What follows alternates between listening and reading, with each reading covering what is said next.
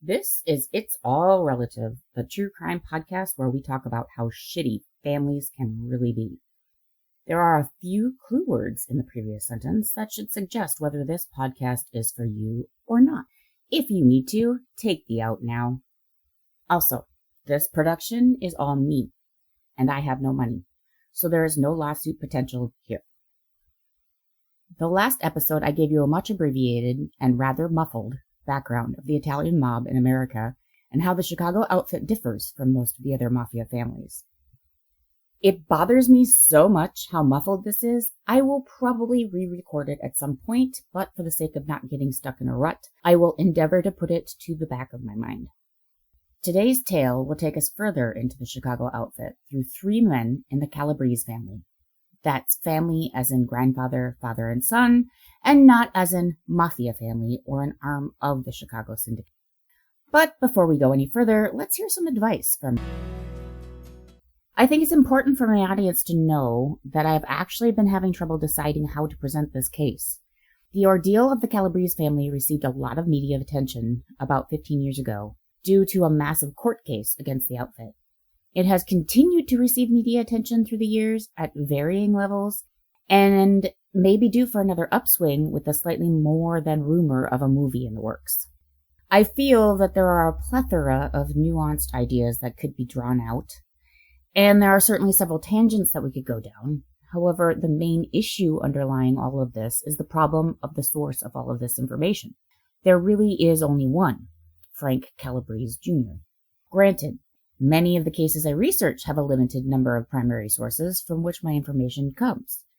In that, this case is no different, and we, all of us, can only work with what we have.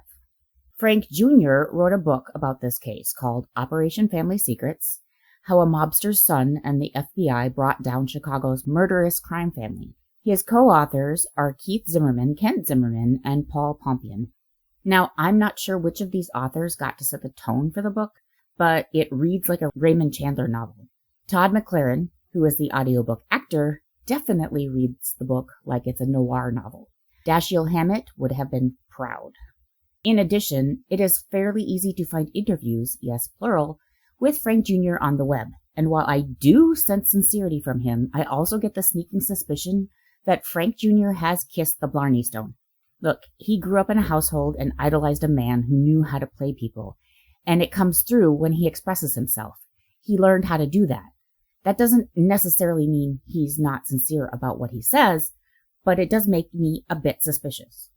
In addition to this, there are a few small details that change from interview to interview. Granted, a lot of time has passed, and that has given Frank Jr. time to talk to friends and family and possibly get more of the details straight.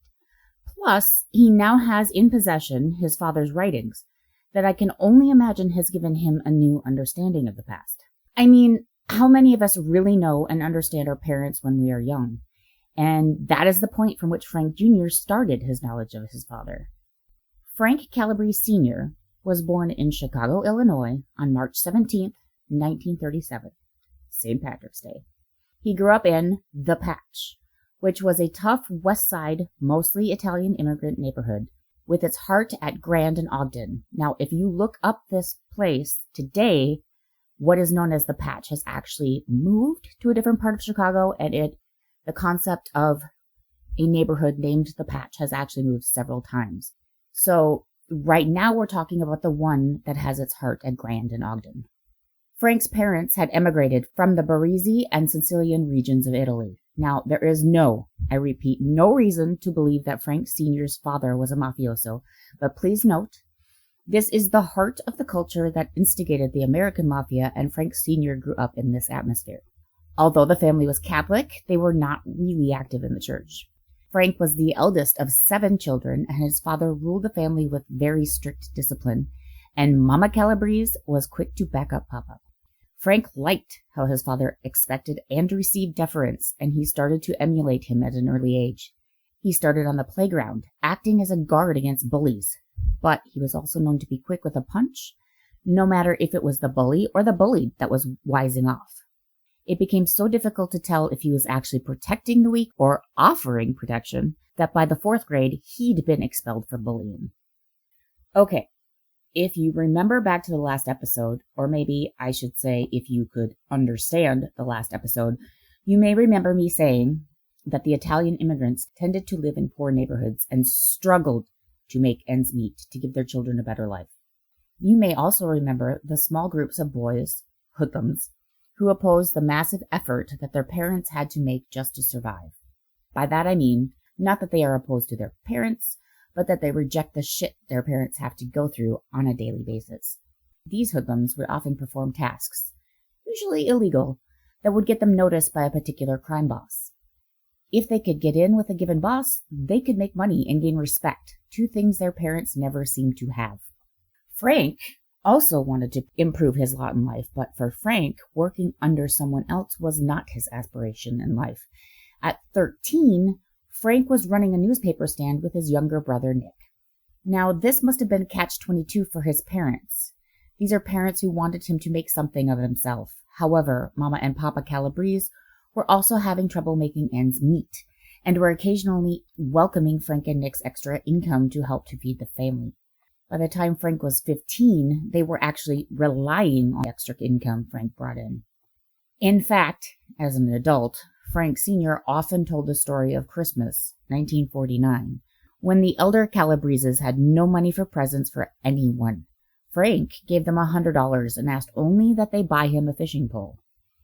When Christmas morning came, everyone had gifts, but Frank did not get his fishing pole. He never did truly forgive his parents for that slight. If this story is true, it would have been roughly $1,300 in today's money, and Frank would have only been 12 years old. At 16, Papa Calabrese finally had enough of what he thought of as Frank's lack of discipline, so he lied about Frank's age and enlisted him in the U.S. Army. Again, Frank Sr. was not dreaming of having someone tell him what to do every hour of every day for the rest of his life. Within days of starting BMT, that's basic training by the way, he went AWOL.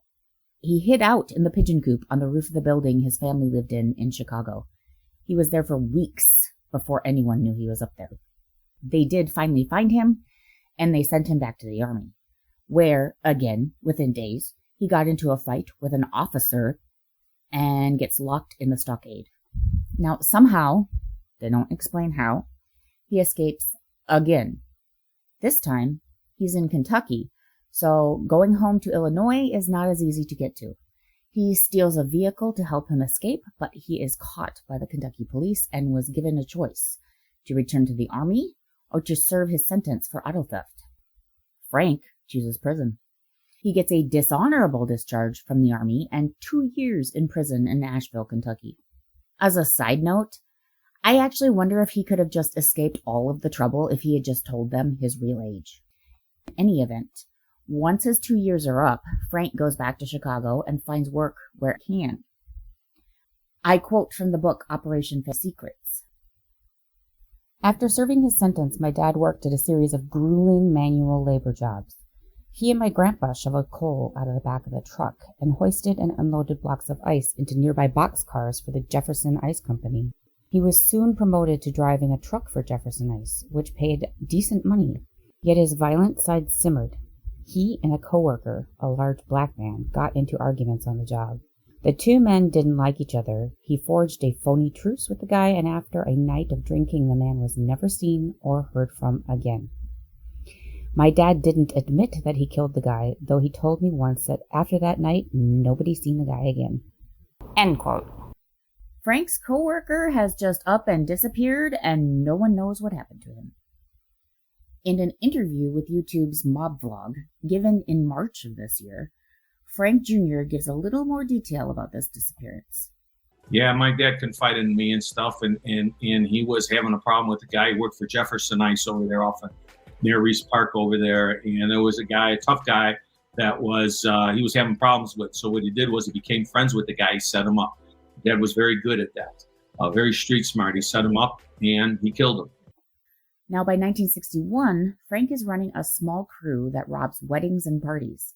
This is not the your money or your life kind of robbery. This is more pickpocketing, but either way, he has developed a fairly lucrative business. Even though at this time Frank is not a member of the outfit, he has some outfit-like practices. For instance, Frank's pickpocketing grift may be doing well, but he still has a quote-unquote real job as a front. About this same time, he meets and soon marries an Irish girl named Dolores Hanley. And soon after the nuptials, Frank loses his position as a delivery driver, his day job. This, of course, is no good for his cover and for a man who needs to support his family. So Dolores' father finds him a job. Now, Papa Hanley ran with the O'Donnell gang before the Northside gang went belly up. And Dolores' brother, Edward, had clout in HEREIU, which is the hotel union that was investigated in the 1990s for mafia corruption. From 1961 to 64, Frank Sr. continues his theft ring and expands into burglary. He has a realization, though, that money lending is more profitable and less risky, and he starts a lending business, known in Chicago as juice lending. The term juice, by the way, is a serious corruption of a Yiddish word for money lending. And on that note, just as, an FYI, the way and speed at which names alone changed from their original Italian is fascinating.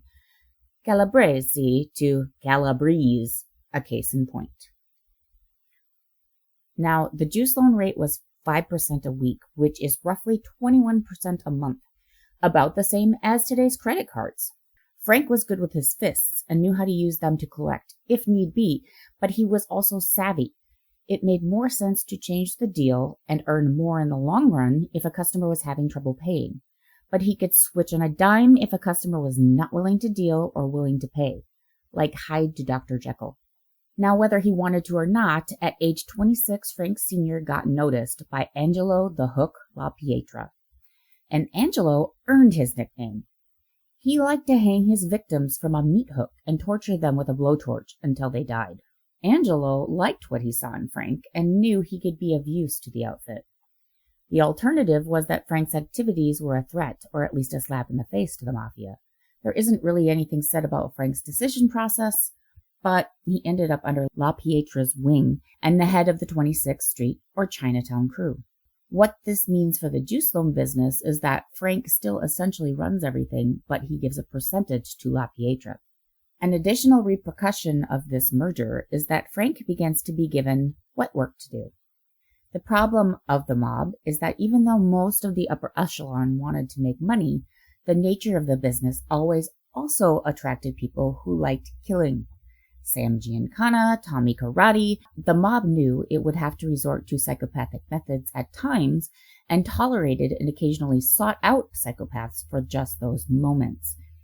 Interestingly, there was always someone else equally capable of killing who could eliminate any wet work man who got too crazy or drew too much attention. La Pietra saw in Frank a bit of himself. Frankie Breeze even became known for the Calabrese necktie, but the Colombians may have gotten to the naming first. In 1967, Frank's brother Nick returns from the Navy. Nick spends time working in legitimate jobs, including working on the Chase Tower. However, a co-worker falls to his death while working on a high-rise, and Nick starts looking for other ways of making a buck. Now, Nick has always admired his eldest brother, and Frank is doing well financially, and he is in charge of his own crew. So Nick asks to join Frank's juice loan business. Nick worked with Frank's crew for about a year or so, and Nick was not the guy you would think of when you hear mafioso, and he is definitely not the guy anyone would naturally go to for a hit. It is not clear if it is Frank who has the idea or if La Pietra sends the order. Personally, I think it was probably a bit of both. But the outfit gives the Chinatown crew the job of eliminating Michael Albergo, who is an associate who was being pressured by the feds to give up info. And for the job of eliminating Albergo, Frank takes Nick with him. The way he goes about this is so underhanded because he basically doesn't give his brother a choice. He asks Nick to come along, but he doesn't explain what they're going to do. When Frank kills Albergo, Nick is so freaked out he pees himself, and can you blame him?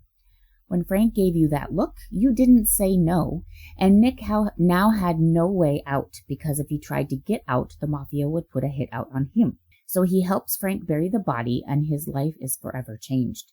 In 1970, Frank has enough money coming in to move his wife, his two sons, Frank Jr. and Kurt, and his extended family, parents, brothers, their wives, and children, to a big home in Elmwood Park. a neighborhood known for its mob connections. In fact, the family ends up living in a multi-story home that had been separated into individual apartments. They called it a 3-flat. Everyone had their own space, their own home, but the doors were rarely locked, and family members came and went throughout the compound, as the Calabreses called it, as they wished. Growing up, Frank Jr. idolizes his father. From what I've told you about Frank Sr., you may wonder why Sr. should be idolized, but let me remind you that in the Chicago outfit, a mafioso's family was kept out of all mafia dealings. You didn't even hint about your connections at home. Family was off limits. Wait, but what about Nick? Well, that's a little bit of a crack in the veneer, and we'll discuss that more in a bit. But for now, when Frank Sr. is not at work for the mafia, he is being the grandfather of the Calabrese clan. And I quote from Operation Family Secrets, "Dad had an overwhelming personality that appealed to both sides of the family. The Irish relatives especially liked him, and he was deft at winning over a room. Other than Uncle Ed, the Hanley Irish side of the family had little money. They were cops or city workers. Their kids attended Catholic schools and lived in modest houses. Whenever there was a funeral, there would be a couple bottles of whiskey on the table and a case of beer in the fridge. My father would then go to the store and come back with boxes of liquor, cases of beer, and a large spread of food. He'd throw it out on the table with a huge smile. To his Irish relatives, Frank Calabrese Sr. was a kind and considerate gentleman who treated everyone with the utmost respect and equality. He appeared to have no motive other than providing for my mother's family. Who wouldn't love a guy like that?" End quote. But note, again from his most recent interview.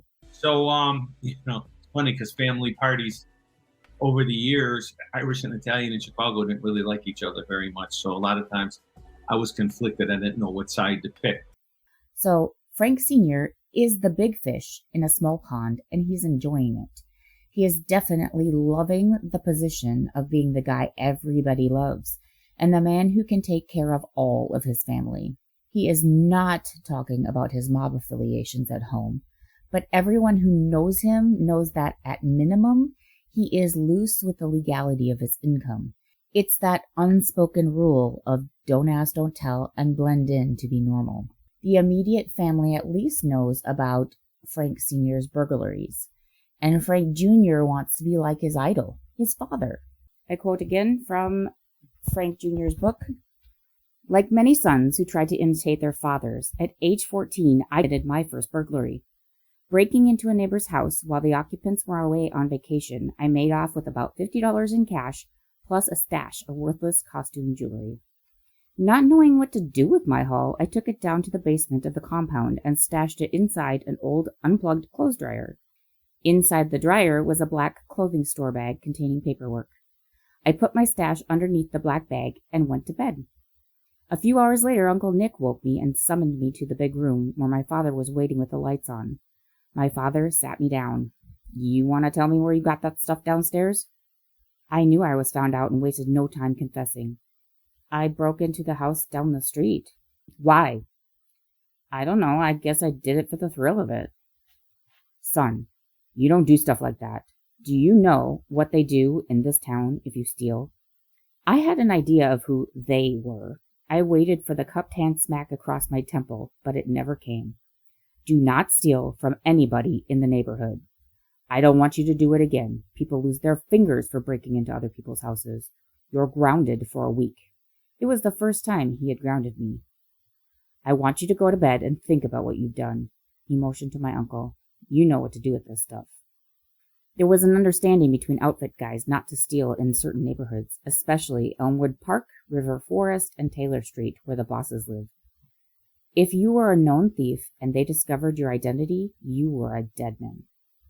I couldn't figure out how my father found the stash so quickly. It turned out that the black bag contained his and Uncle Nick's juice loan reports and football betting slips. I had selected the identical hiding place as my father. While I didn't like getting busted, I was gratified that he had spoken to me like a real father. Strangely, it felt good seeing him act the traditional role of the caring dad. I had experienced an important rite of passage, even if I had picked the wrong neighborhood. End quote. So I take note of the part where Frank Jr. is expecting a beating. Beatings were not an unusual part of Frank Jr. and Kurt's upbringing. This is a hard topic to speak to because it is very easy to turn it into a self-fulfilling prophecy. Look, he beat the kids, and that's proof of his destiny to be a monstrous human being. But that's not really fair. Corporal punishment was extremely common in American households up through the 1980s. This stuff is happening in the 60s and 70s, so Frank Jr. expecting a beating is actually within the realm of normalcy. I do think it is one of a long line of steps that eventually led to Frank Sr. being an ugly human being, but it's a step, nothing more, and he could have receded back down the staircase or stopped at that step. I think, especially early on, Frank Sr. wants to be a good man, but I think his motivations are murky. There is definitely a part of him that loves to be loved, so anything he can do to promote people adulating him had serious standing in his decision-making. So, here's his eldest son, who obviously is trying to emulate his father, and despite the target being a misstep, he has a knack for life and crime. And I think Frank Sr. saw a way to foster his son's idolization, and eventually increase the credibility of his crew. Frank Sr. starts sending Frank Jr. along with Uncle Nick to collect extortion money from adult movie shops. As Jr. gets older, he starts helping more with the juice loans, especially with the collection of payments. In the early 1980s, the Chinatown crew are tasked with taking out Michael Cagnoni. They spend a year figuring out the best way to get him. They call this laying on. They decide on a remote activated bomb that would explode when Cagnoni's car drove by the sensor. But once they lay the trap, life gets in the way. Cagnoni's wife and child end up driving the car before Cagnoni does. Luckily, her route did not take her past the hidden sensor, but the potential for innocents to be harmed shook Nick. Again, I quote from Frank Jr.'s book, "Michael Cagnoni's pending murder became a turning point for my uncle, as he harbored doubts about his role as the dependable, cold-blooded killer. He was a family man with kids, and while staking out the Cagnoni residence one day, he watched in horror as Cagnoni's wife, Margaret, started up the family Mercedes to take their young son, Michael Jr., to school. This poor woman," Uncle Nick later said, "got in the car. If she had come east and not west, I don't know what. Had she driven by the engaged remote control detonator, the device would have set off the C4, instantly killing Cagnoni's wife and child. After the close call, my uncle confronted my dad. Killing gangsters and shaking down businesses for outfit money was one thing, but murdering innocent women and children was another. My father responded angrily by smacking my uncle with his hand, fracturing his face, his psyche, and his allegiance to his older brother. This incident would prove to be the beginning of the end of their relationship." Cagnoni later drove into the trap alone. One witness, James Maminia, testified on June 24, 1981, while driving his Ford van, he saw Cagnoni's Mercedes pull up in front of him and head toward the Tri-State Tollway at Ogden Avenue and I-294. He heard a loud explosion, saw a white flash, and felt a burst of heat through the windshield. The smoke cleared and I was able to see his vehicle, or what was left of it. In a grisly FBI photograph that no jury would see, human remains, mostly head and shoulders, are plopped in the middle of the I-294 on-ramp. Pieces of the luxury Mercedes-Benz were strewn everywhere, and from as far away as a quarter mile, birds came to feast on Cagnoni's scattered body parts." End quote. Again, people get killed by doing business with and in the mafia, but the outfit was supposed to be there to make life better for those who are outside the mafia.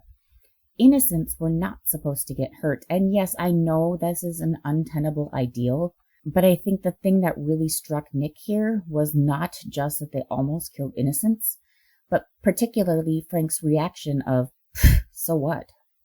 Frank Sr. had been one of the professors of the no innocence rule, but now Nick was seeing the truth behind the lie. I wonder what Nick thought about his brother's role in the killing of the Daubers that same year. To keep it brief, the Dauber killing should have been just the Dauber, singular killing, but the hit crew found their moment when Billy Dauber was with his wife. Rather than leave her, the crew killed them both.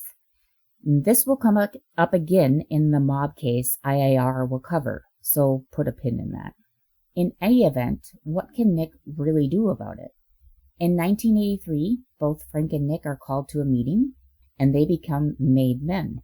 In 1986, something happens that no one ever really discusses, and it is a bit strange that they don't, in light of the personality changes that happen with Sr. Frank Sr. goes in for surgery. He has a brain tumor. Now, so little has been said about this tumor that I barely know what kind of tumor this is. Now, by this time, Dolores and Frank have gotten divorced. He was never really one to be completely faithful. He did have a guma, which is essentially a mistress. And so I quote, "In 1986, not long after his marriage to Diane, my father suffered intense migraine headaches and had problems with his eyesight. He wasn't keen on doctors dating back to his childhood when he spent months recovering from scarlet fever. Diane persuaded him to get a checkup, and after the results of the test came back, I met with him at his Oak Brook home. The news wasn't good. He had problems with his pituitary gland. His white blood count was minuscule, and it was feared that he might have a tumor in the middle of his brain. After further tests confirmed the tumor, my dad required immediate brain surgery.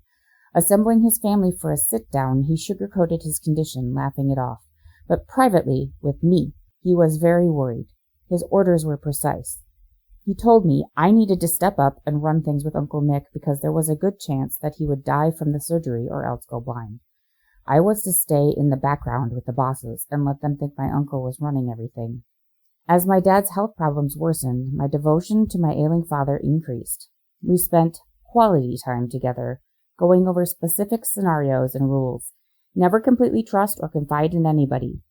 Any direct questions about his business, plead ignorance. Take care of my mother, and don't fight with my brothers over anything material. He wanted me to be cautious and to work closely with Uncle Nick. He knew that people on the street could take advantage of Nick's kindness whenever they came up short on collections.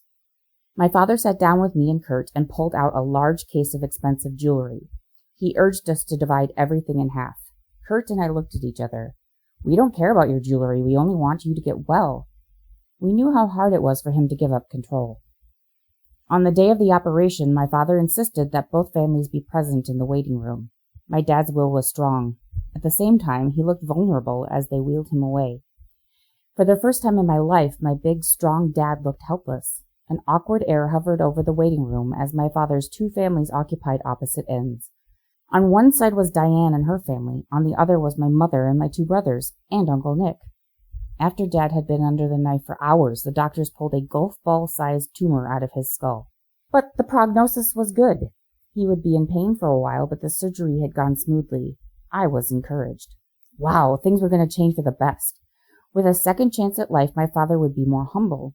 He would see the light and maybe walk away from his life with the crew. Maybe the tumor was the reason for his multiple personalities and abusive behavior.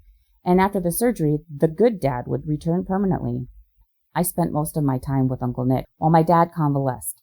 We both hit the streets and collected loan payments and street taxes and set up a temporary office in the basement of my father's Oak Brook home. While he was getting stronger, I hatched a bold plan. I painted an overly grim picture of his health to Dad's mob friends and associates. Every time I ran into a friend of my dad's or an outfit associate, I'd sadly hang my head. Soon word spread on the street that my dad was very sick and possibly wouldn't make it. I asked him, "Why not play the sick card and step back from the crew so that you won't be obligated to the outfit anymore?" He seriously considered the idea, but the stronger he got, the more remote the possibility of stepping back became. All my hopes of his retirement fizzled after he told me he was itching to get back into action and reaffirm his presence on the street. "I'm going to be back out on the street and get everybody back in line. And the first place I'm going to start is in the neighborhood. I will get everybody's asses twitching again." While recovering on the sidelines, my father missed out on a pair of plum outfit assignments, the killing of Emil Vassi in Arizona and the murders of Tony and Michael Spilatro. End quote. Okay, so there's a lot of information in there, but let's stick with the tumor for now. Differential diagnosis is a pituitary tumor. Cancerous tumors of the pituitary gland are rare, but just because it's not cancer doesn't mean it's okay.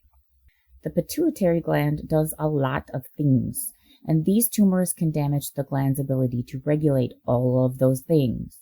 Personality and cognitive changes can and do occur when these tumors form, and those changes can remain even after the tumor has been removed. But the tumor is removed, and Frank Sr. was never a man to spend time with doctors or psychiatrists.